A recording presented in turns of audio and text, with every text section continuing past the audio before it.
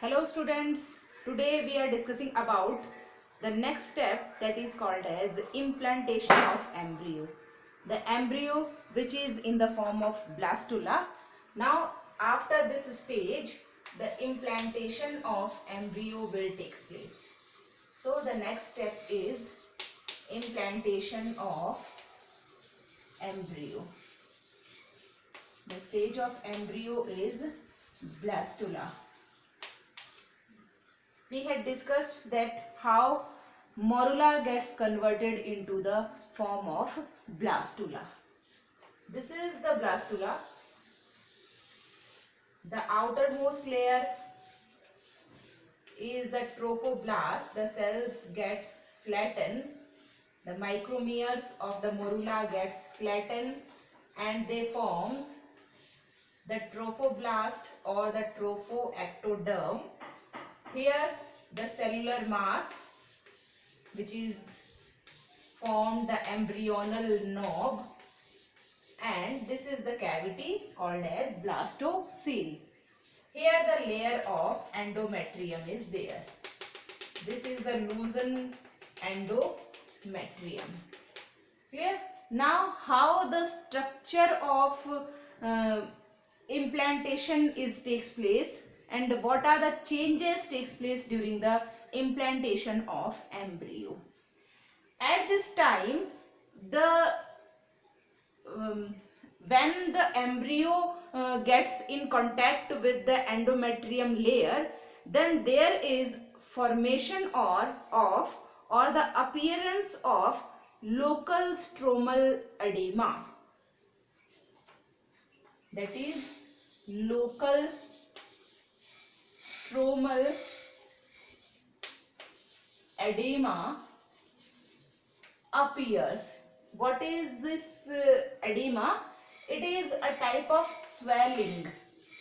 Something gets swelled when the embryo is come in contact with the endometrium of the uterus. It starts swollen up. Clear? This is the sign. This is the first sign of decidual cell reaction. Clear? This edema or the swelling, it is the first sign of DCR, which means decidual cell reaction. Now what are the changes takes place in the embryo and the endometrium of uterus at the time of DCR? DCR means decidual cell reaction. What are the changes which are going to take place during this reaction? We will discuss about them. At this time, endometrium and blood vessels, these are the blood vessels. The blood vessels and endometrium gets more permeable. Clear? It means the permeability of blood vessels and endometrium gets increased. So the first change that we seen in this structure, that is the changes during DCR, we are talking about them. First change, that is permeability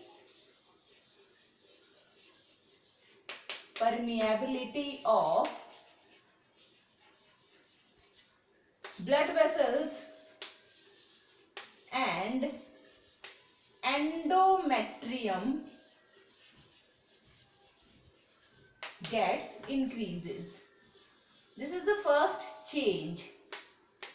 These are the blood vessels. These blood vessels become more permeable so that the blood supply will increases.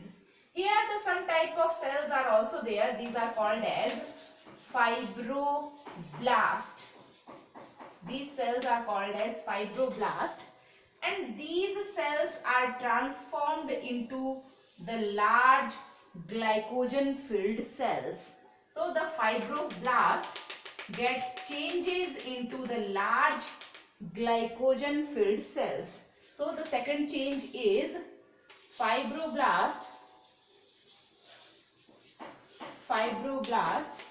gets converted into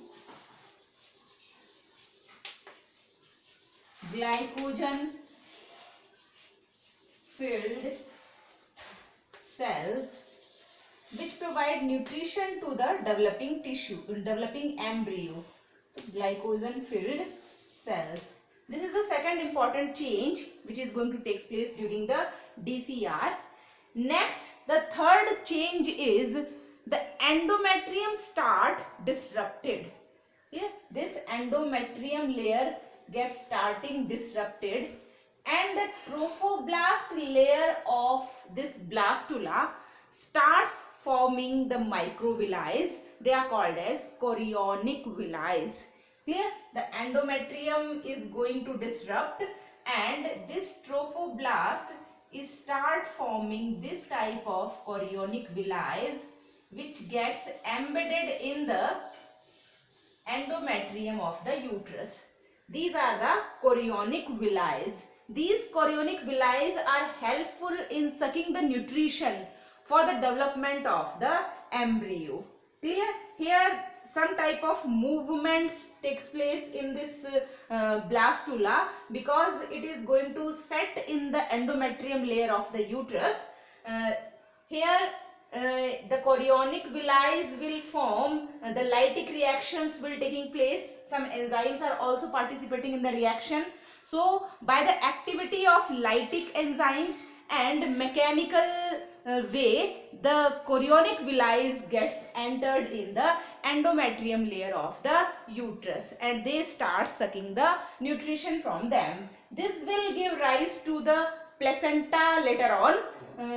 The fetal part of the placenta is formed from the chorionic villi, and the maternal part of the placenta is formed from the endometrium part of the maternal uterus. Clear? What is the placenta and what is its function? We will discuss it later. But here we know that the fetal part of the placenta is formed from the chorionic villi, and the maternal part of the placenta formed from the maternal endometrium layer. So these are the changes. Clear? Two changes, and the third change will taking place is the endometrium gets disrupted. Third change is endometrium disrupted, and chorionic villi will form. Chorionic villi form from trophoblast, and it starts penetrating into the endometrium by lytic activities or by the mechanical ways. Next one is the fetal part of placenta.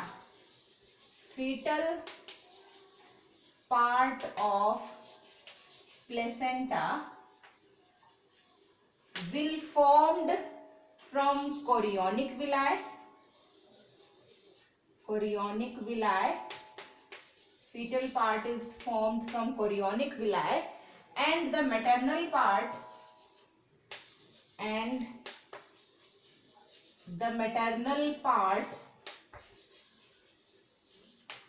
is formed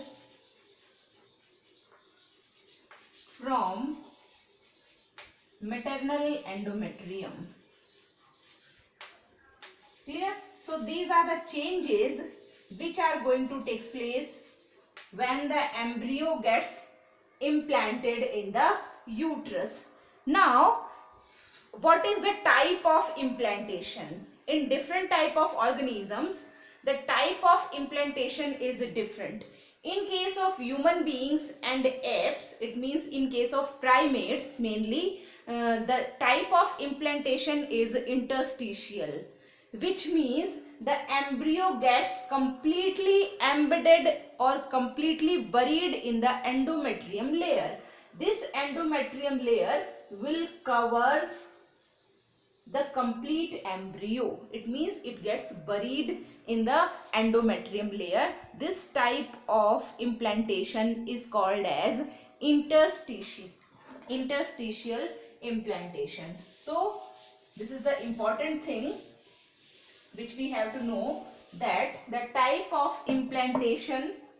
So the type of implantation is interstitial type, in which the embryo gets completely buried in the endometrium layer of the uterus, from which it starts sucking the nutrition. Now, what is the hormonal control of implantation? We know that estrogen and progesterone, two steroid hormones are there, which are responsible for the different changes takes place during the pregnancy. So these hormones gets control the complete process of implantation. The two hormones, that one estrogen, steroid hormone, and this estrogen is secreted by the Graafian follicles, and some amount of estrogen is also secreted by the placenta. This placenta or this estrogen secretion is regulated by the follicle stimulating hormone secreted by the anterior pituitary, and this estrogen hormone stimulates the uterine membrane, it means this endometrium layer. This increased amount of estrogen stimulates the layer of endometrium to become more large, vascular and glandular. Clear? So this change in the layer of endometrium is going to take place by estrogen hormone. The second hormone, that is called as progesterone hormone.